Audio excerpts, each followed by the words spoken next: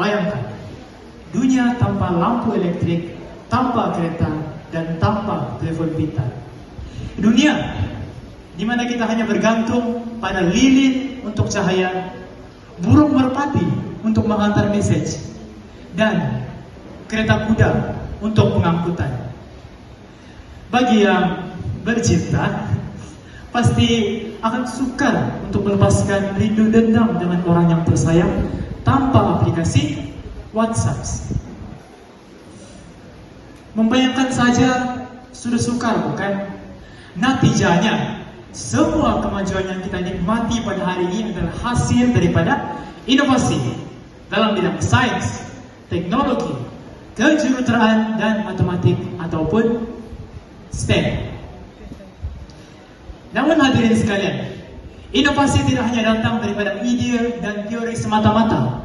Ianya memerlukan kemahiran praktikal dan latihan yang intensif.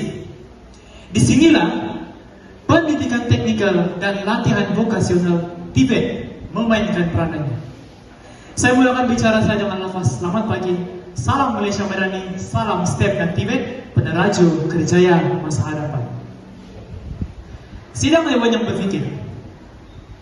Pada hari ini, saya, Jason Andrew, ingin mengajak Anda semua untuk terus fokus dan bersama-sama dengan saya dalam menerajui kepentingan bidang STEM dan TVET ini dalam menerajui kerjaya masa hadapan, yang mana ia juga selaras dengan gagasan Malaysia Madani dalam melahirkan generasi yang mampu berdaya cipta.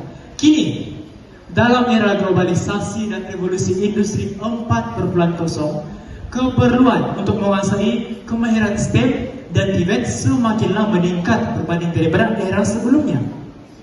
Persoalan yang timbul, mengapa bidang STEM dan TVET ini diberi keutamaan dan seolah-olah sangat mustahak untuk diimplementasikan? Jika tidak ada cinta, masakan aku masih bertahan. Jika tidak ada pemangkin, masakan STEM dan TVET menjadi andalan. Ayo, saya kongsikan kepada Anda 3 elemen penting mengapa bidang STEM dan TVET ini menjadi peneraju kerjaya masa hadapan. Bermula dengan elemen yang pertama, bidang STEM dan TVET ini mampu memenuhi permintaan pasaran kerja. Dalam era yang semakin didorong teknologi ini, permintaan terhadap kemahiran STEM dan TVET dalam tenaga kerja semakinlah meningkat. Menurut kajian, sektor-sektor seperti bioteknologi, kejuruteraan, teknologi maklumat, dan automasi akan terus berkembang dengan pesat dalam dekad-dekad akan datang. Perdana Menteri Datuk Seri Anwar Ibrahim juga menyeru dalam berita harian bertarikh 24 April tahun 2024 bahwa ibu bapa haruslah menumpukan perhatian lebih terhadap pendidikan STEM dan TVET dalam diri anak-anak mereka. Beliau juga menegaskan bahwa pada saat ini negara kita memerlukan kira-kira 30.000 tenaga kerja khusus dalam bidang kejuruteraan. Menelusuri elemen yang kedua, bidang STEM dan TVET ini juga menggalakkan inovasi dan kreativiti. STEM dan TVET bukan saja tentang mempelajari fakta-fakta dan kemahiran praktikal, tetapi ia juga menggalakkan inovasi dan kreativiti. Contohnya, penggalakan ataupun pendekatan pembelajaran yang melibatkan penyelesaian masalah dan proyek belajar. Seperti saya, didorong untuk berpikir secara lebih kritis dan kreatif.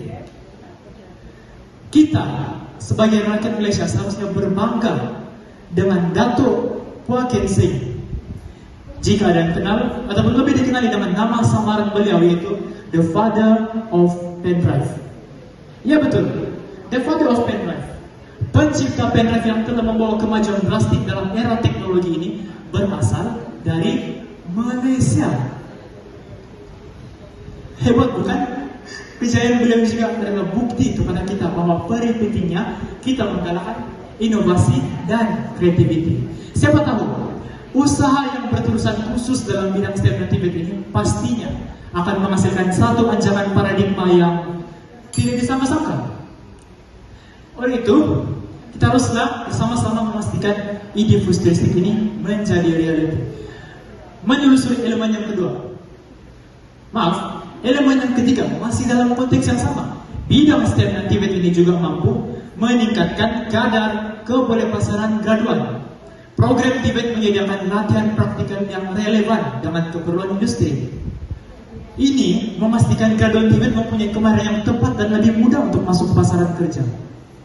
Menurut kajian ataupun statistik Graduates Reference Hub for Employment and Training (GRET), kadar kebolehpasaran bagi graduan TVET pada tahun